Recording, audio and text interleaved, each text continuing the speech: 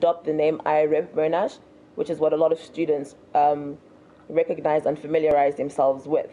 Now, the reason we're doing most of the things online is this is in line with Monash University's policy of green activism.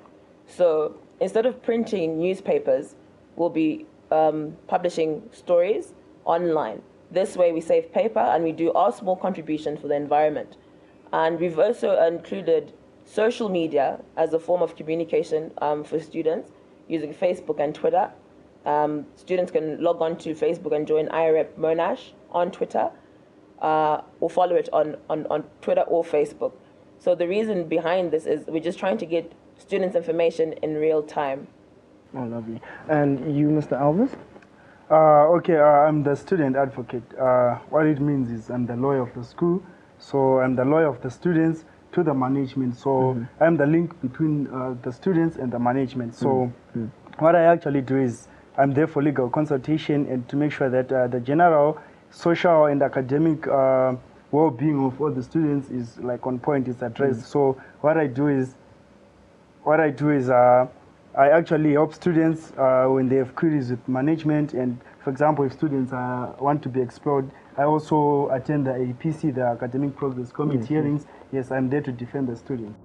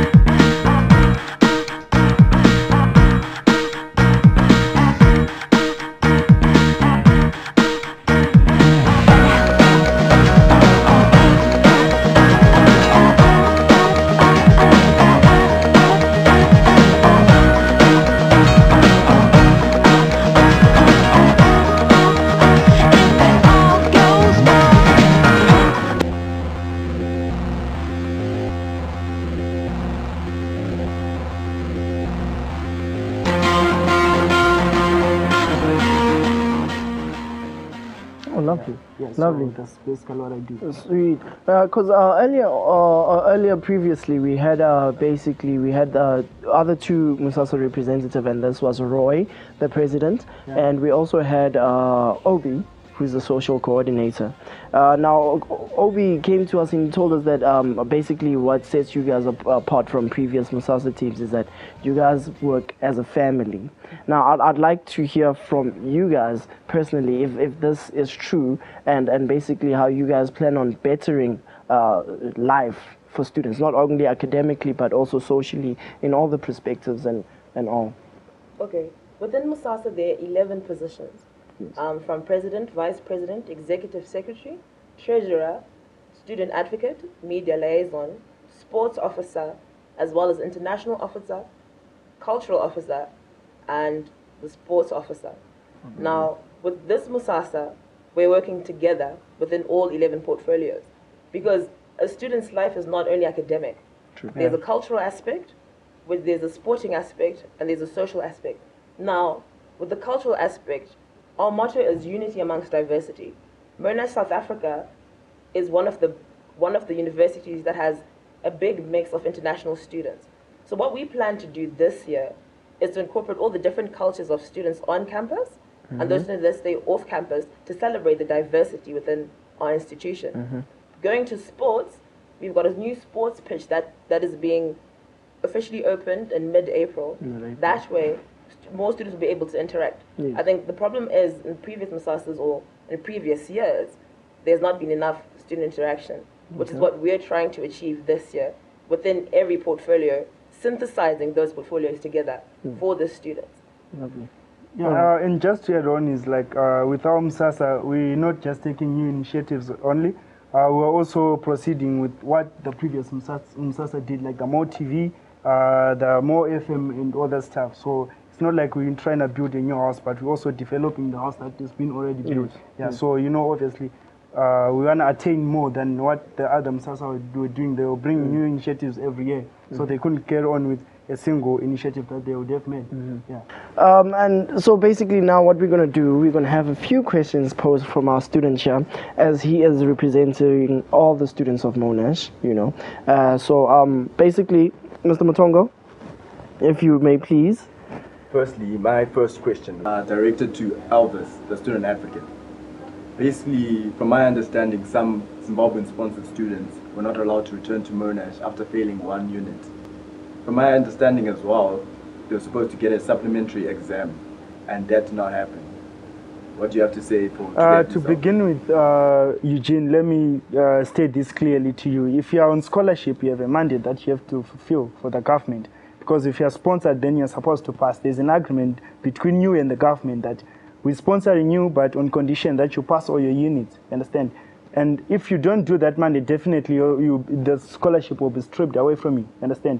And there are also guys on scholarship from Botswana. The same thing happened, but there's nothing that we can do to help that. You can only get a supplementary exam if you're in your final year, that is your third year, and you're in your second semester. And you fail, but you fail within the range of 45 to 49. Then that way you can be given a supplementary exam, and then you can still graduate with other students. But if it's unfortunate if you're in first year or second year, then you can't get the supplementary exam. So it's very difficult at the present moment to say, guys, we can promise you supplementary exams, but we're actually working on something, and it's so painful for those guys who had their scholarships taken away from them. I feel pity for them, but we're trying to work out something for them as well. Yeah.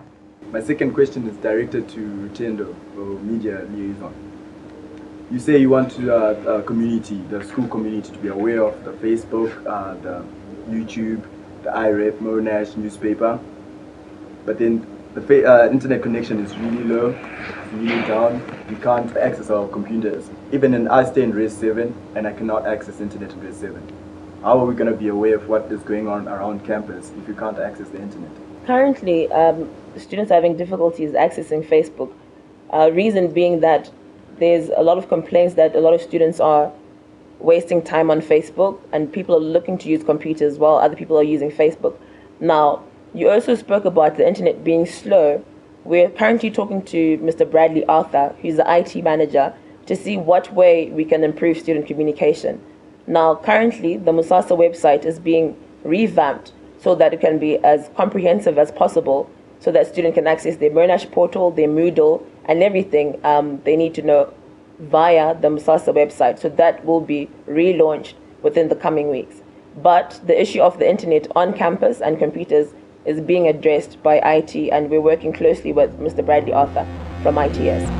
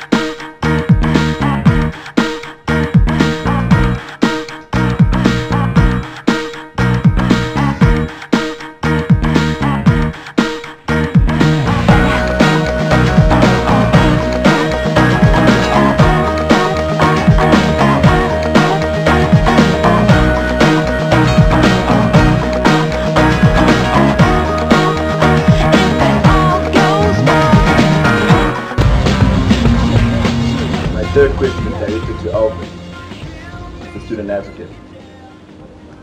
It's the transport issue. the last bus to Honey Park leaves at 5:30, right? Some students have got sports that end at 7. Myself, I've got societies that I have to attend, meetings for, that end at 7 as well. Other students complain as well because they have church that they go to that ends at 7. How can we overcome that hurdle to say the students, to accommodate us students who stay after 5:30? For transport, Mr. Eugene, we actually negotiated for another bus that leaves the school at 7 o'clock. But that bus is actually designed for those people who are taking sporting activities and those guys who will be in the library. But unfortunately as well, there are other people who are coming to do other activities, like you're saying, Mount Christ, chill out, guys drinking beer and all that stuff. So the thing is, what we're working on is I spoke to Mr. James Lakoma to provide us with another bus, so that at least we can have 2 buses or 1 big bus and then the small van, so that at least people can be taken to their residences at 7 o'clock. But we still need a bus for other people who will be in like meetings, social clubs and, you know, stuff like that. Yeah, but we're actually working on that. But I guarantee you, we have a 7 o'clock bus and we're gonna get another bus. My 4th question is directed to the student advocate, Elvis. I stay in Res 7. At the tuck shops in the Res, Honey Park mostly, you can't find electricity vouchers anymore. We're not told that the electricity prices are gonna go up. We were not told that the 20 Rand vouchers will be scarce for quite a bit. Some students need to study, they need to do their assignments, but then they have no power in their houses. The change of prices has caused so many problems as students are complaining as they had not budgeted that for their pocket money. Why were we not told that this is what is going to happen, this is the changes that are going to be made? For the electricity, we actually went to address the residences, the different residences. We went to Res 7 and we went to Rosewood and Redwood, and we also went to Res 4 and other residences. The thing is, these guys who are letting these houses, the Standard Bank and whatever, those guys, it's actually a new thing with them. It's a new contract with them. So it's difficult for this first phase with them, that everything was not like under proper management, if so to speak. It's easy for IOF